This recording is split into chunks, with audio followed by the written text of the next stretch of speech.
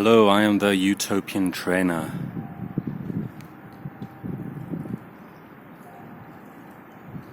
In many ways, this planet that we live on is regressing. All kinds of political developments which are quite dodgy. There are some good things happening, but a lot of very dodgy things happening across this planet of ours. No more so in this we see in the climate change. And it's possible that these things can overwhelm us. The thing is, I believe that it's possible to engage ourselves with life, to engage ourselves with trying to transform this world, transform life for the people here. And this brings with us, like I've said in a previous video about the necessity of hope, this brings with us heartache and defeat. It brings with us bad days. The thing is, I believe it's possible for us to, while engaging with this, knowing that our current situation is not the end situation. I believe that it's possible to base our moods even, not in reaction to current events, but into what's going to happen in the future and to hold on to something. You're thinking of people like Nelson Mandela, Mahatma Gandhi.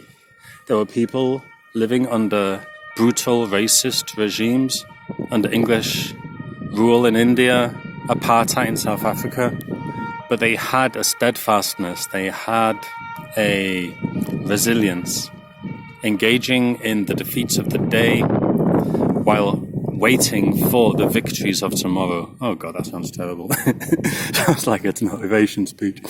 It's not bad for something I just come up with anyway. But there's one thing, whatever. There's one thing that you can do. We need to be engaging with good things. Now, I'm not saying we should not battle against the bad things which are happening, of course not.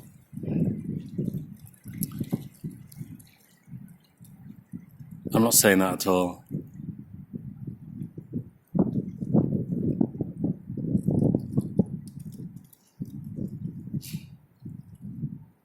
But I'll tell you one thing that can really help. One can really make the darkness really stronger by retweeting tweets which are racist and the search, by passing on videos of some right-wing demagogues waving flags or whatever. I'm not saying we shouldn't make it public what these people are doing, but let's just not get addicted to this. Now, I've had this myself before. 2001, I attended a demo in Dresden, an anti-Nazi one. I had a bit of bother with the police. They were being brutal against us. And there was a time after that, and there was also many demos taking place against austerity in the UK, and I just had the time of being addicted to videos of police brutality. It was like I know looking back, I know what happened. My body was getting used to this feeling of anger and frustration and desperation, that I just wanted to have this being repeated. And I'm just seeing all the time videos being retweeted or reposted or whatever, showing, look at these people here, they're so bad, and what do you gain from this? You gain this feeling of, you feel angry, and you can get addicted to this. And what it actually does is it strengthens them, because it makes them win the battle of algorithms. You're spreading their message. You're doing the job for them. So don't do it. And of course, oppose them. Of course that. But think about your social media habits. One thing I'm embracing more this year, obviously I've said before, I'm not someone to just say, okay, you can solve all your problems with individual solutions. We need political changes. We need a proper cold analysis of this. That's what this channel is about. Subscribe to it. But we need to be looking after ourselves psychologically. And by just looking at these videos, they're not helping us. They're not helping us psychologically. It's good to look for the brightness, the beauty in life, wherever you are. One thing mean, I come from an area with lots of sea and water, and I'm still attracted to water and the interplay of light on water. And sometimes it's good for me just to come to the water here by the Odra and seeing the interplay of the sun on it. And this is something beautiful.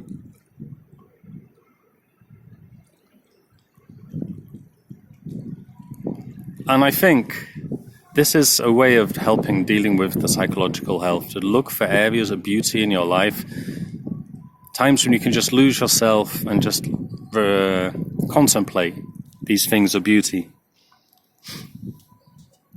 These things, they are good for you. Your eye lights up the body, and the thing you look at, your body will then follow. There's all kind of beauty that you can be having, and I'm not just talking about light or whatever, like reflecting on the water, but your relations with people.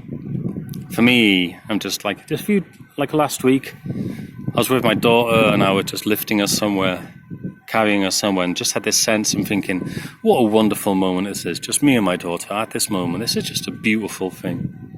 Life doesn't have to be really better than that.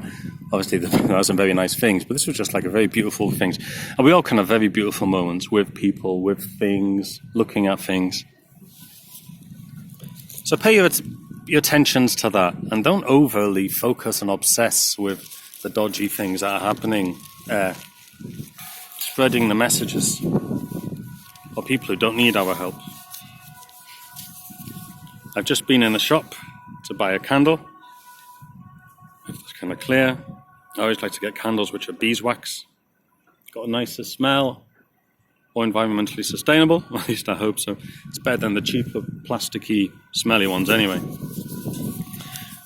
You've all got to not fan the flames of the reactionary right-wing whatever thing's going on.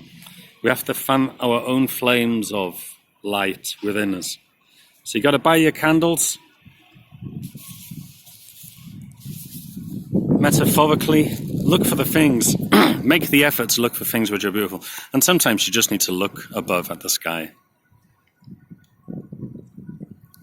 The political struggle. And if you want a good life for everyone, this is a struggle. This is part of our identity. It has to be. We need to look after ourselves. So, my beauties, my lovely regular viewers, look after yourselves, yeah? Right, if you like this video, then click on subscribe. I try with my channel here just to help you, to help ourselves in some way. So click on subscribe, it would make my day, it really would. And I wish you a beautiful life. Ta-ra.